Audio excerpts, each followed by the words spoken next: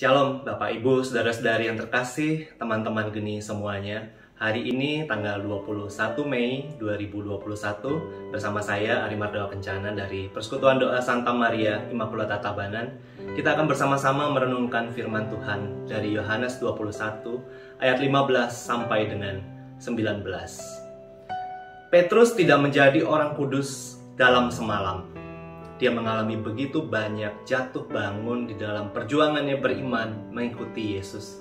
Kita pun juga sama, mengalami begitu banyak jatuh bangun di dalam beriman. Tetapi ada satu kabar baik hari ini dari bacaan yang akan kita renungkan bersama. Tuhan Yesus sangat sabar pada Petrus. Dia pun juga sangat sabar pada kita.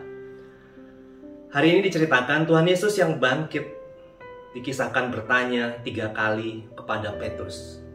Pertanyaan Yesus adalah kasih tanpa syarat kepadanya harus menjadi syarat utama tugas penggembalaan yang akan dia tempuh. Pada kesempatan pertama, Yesus bertanya dengan standar yang sangat tinggi, standar yang sangat sempurna. Dia bertanya demikian, "Simon, anak Yohanes, apakah engkau mengasihi aku lebih daripada mereka ini?" Petrus menjawab, "Benar Tuhan, Engkau tahu bahwa aku mengasihi engkau." Yang menarik Bapak Ibu Saudara-saudari yang terkasih adalah Yesus bertanya dengan kata mengasihi yang asli adalah agape. Agape artinya adalah kasih, cinta yang tidak bersyarat dan cinta yang tertinggi yang menuntut pengorbanan. Sementara ketika Petrus menjawab iya, dia menjawabnya, "Iya Tuhan, saya mengasihi engkau." Tapi dia memilih kata yang berbeda yang standarnya sedikit di bawah apa yang dituntut oleh Tuhan Yesus, yaitu memakai kata philia yang artinya adalah kasih persaudaraan. Rupanya Petrus jujur tidak berani menjawab pertanyaan Yesus dengan tingkat komitmen yang sedemikian tinggi tanpa syarat. Tuhan Yesus lalu bertanya kedua kalinya dengan standar yang sedikit diturunkan. Dia tetap memakai kata-kata agape, tetapi tanpa embel-embel penambahan, "Apakah engkau lebih mengasihi aku lebih daripada mereka ini?" Yesus bertanya pada Petrus sekali lagi, "Apakah engkau mengasihi aku tanpa syarat?" Rupanya Petrus tetap menjawab dengan cara yang sama, "Iya Tuhan, saya mengasihimu sebagai saudara," dengan memilih kata philia, bukan mengasihi sebagai agape. Lalu ketiga kalinya Yesus bertanya. Yang ini pertanyaan yang menghancurkan hati Petrus dan membuatnya sedih. Karena Tuhan Yesus demikian sabar, lalu dia kembali menurunkan standarnya mengikuti kemampuan beriman Petrus. Apakah yang ketiga kalinya? "Apakah kamu mengasihiku sebagai saudara?" Kali ini Tuhan Yesus memilih kata philia. Kali ini dari teks aslinya akhirnya Tuhan Yesus bukan lagi memilih kata agape, menuntut kata agape, tapi philia. Petrus lalu menangis karena dia sedih. Dengan jujur dia mengakui bahwa dia belum mampu mengasihi Tuhan tanpa batas, tanpa syarat seperti yang Tuhan Yesus mau dan Tuhan Yesus tuntut. Dia juga tentunya merasa sedih karena betapa sabarnya Yesus dengannya. Setelah 3 kali ditanya, itu juga ada sebuah gong, sebuah tanda ingatannya dia bahwa 3 kali adalah tanda kegagalannya dia.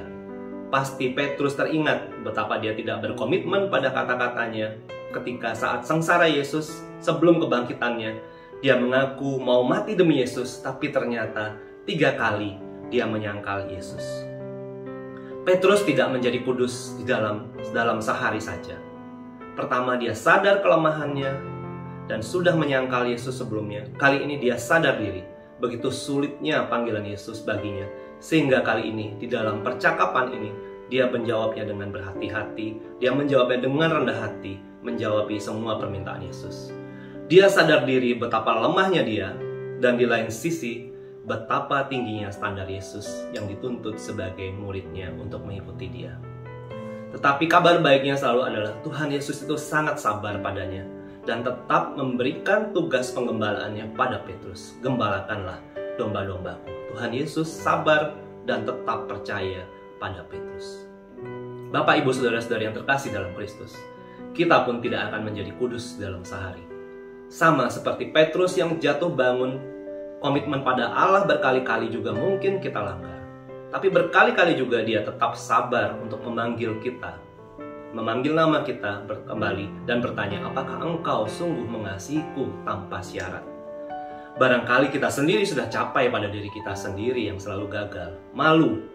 Bahkan mungkin ada beberapa yang menyerah, tidak sanggup lagi pada panggilan-panggilannya untuk melakukan kasih tanpa syarat, melakukan agape, entah di dalam keluarga, entah di dalam pertemanan, di dalam pekerjaan, maupun tugas-tugas pelayanan dan dalam keseharian. Tetapi seperti dia sabar juga pada Petrus, demikian juga dia akan sabar pada kita yang tetap mau berjuang. Saya teringat perbedaan Petrus dan Judas Iskariot yang mengkhianati Yesus adalah Petrus menyadari kelemahannya dan akhirnya menggantungkan diri pada kesabaran dan belas kasih karunia Allah.